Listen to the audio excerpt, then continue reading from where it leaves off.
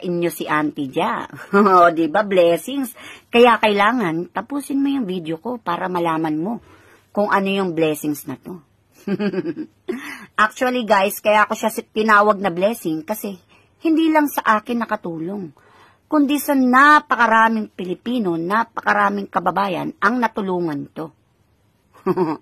Actually, meron kasing na-share sa akin na video before na nagpabago talaga sa mindset ni Auntie Ja. Sobrang dami kong na-realize, sobrang dami kong natutunan when it comes sa matalinong paghawak ng pera ng tao. Alam ko na matalino ka magawak ng pera. Alam ko na magaling ka na magawak ng pera. Pero ang kulang sa atin, wala tayong ipon.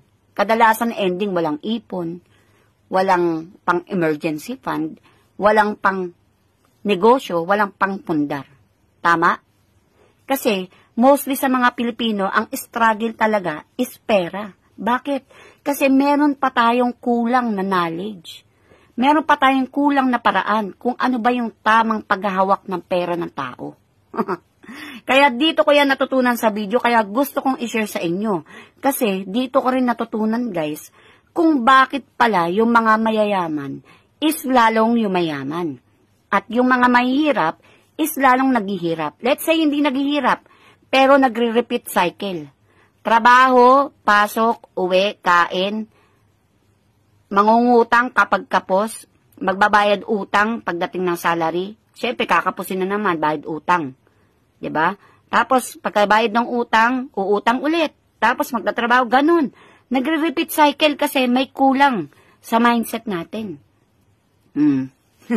May kulang na paraan kung ano ba yung tama. And isa pa, dito ko rin natutunan kung bakit pala mostly ng yumayaman sa Pilipinas is Chinese, hindi mga Pilipino. Kaya ikaw, sa nakatapos ng video ko na to, gusto kong i-share sa'yo yung blessings na to, gusto kong ma-share sa'yo yung knowledge na to. Free lang to, guys. Ito, ginawa talaga ito ng aming founder para mas marami pang tao na matulungan, na ma-open yung mindset when it comes sa financial literacy.